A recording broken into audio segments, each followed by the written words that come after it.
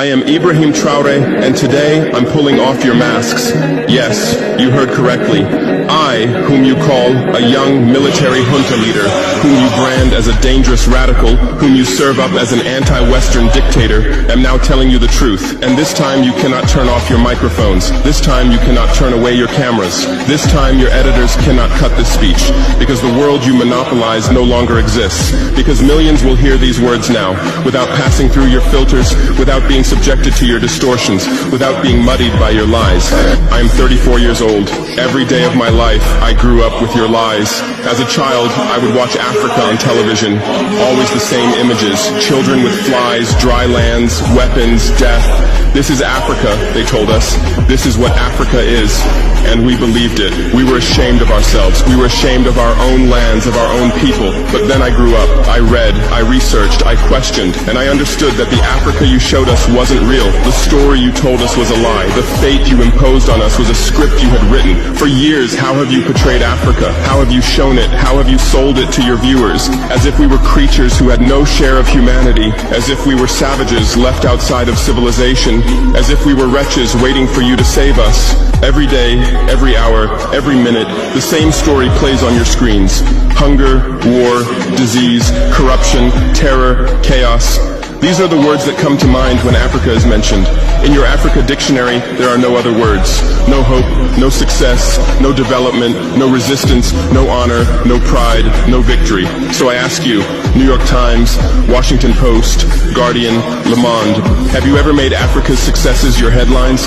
How many times have you written about Rwanda's technology miracle? How many times have you shown Ethiopia's reforestation project? How many times have you praised Botswana's democratic success? How many times have you described Kenya's entrepreneurial ecosystem? No, because these don't fit your scenario. Your Africa cannot be successful. It cannot, because then how will you legitimize your exploitation? If it's not in need of help, how will you intervene? If it's not backward, how will you look down on it? Have you ever asked yourselves, has any editor sitting at their desk, any news director in a meeting, any columnist at their keyboard ever thought, why are the people of the world's richest lands poor? Here are the numbers for you, real numbers. Africa owns 70% of the world's cobalt reserves. Your cell phone, your computer, your electric car won't work without cobalt. This cobalt comes from Congo, but Congolese can't afford cell phones. Africa owns 90% of the world's platinum reserves. Catalytic converters, electronic devices, medical implants, they all need platinum. This platinum comes from South Africa, but South Africans are crushed by unemployment. Africa provides 30% of the world's gold production.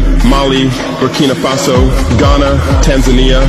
Gold flows like rivers from our lands, but our people swim in poverty. Africa supplies 65% of the world's diamond production. Botswana, Angola, Congo, Sierra Leone, billions of dollars worth of diamonds are extracted, but our miners live on $1 a day. Africa owns 35% of the world's uranium reserves. Niger, Namibia, South Africa. Nuclear plants run on our uranium. Paris lights burn with our uranium, but our villages have no electricity. And you still ask, why is Africa poor? No, the right question is, how was Africa kept poor while being so rich? Here's your answer. Colonialism didn't end. It changed shape. You used to come and occupy our lands. Now you come and establish companies. You used to take by force. Now you make agreements. You used to rule with the whip. Now you rule with credit. Let me give you concrete examples. With numbers, names, dates, but you'll never write about these. Glencore, Swiss-based mining giant, extracting cobalt in Congo. 2022 revenue, $256 billion. Tax paid to Congo, $500 million. That's 0.2%. Is this justice? Rio Tinto, British-Australian mining giant, extracting bauxite in Guinea. 20 million tons annually. What's left for Guinea? Environmental pollution and cancer. Total, now Total Energies, French oil giant, extracting oil in Angola, Nigeria, Congo. 2022, profit, $36 billion investment in Africa, dirty pipelines, Anglo-American, founded in South Africa but now in London. Diamonds, platinum, iron, taking everything. What it left in South Africa? 6 million unemployed miners. And these are just the tip of the iceberg.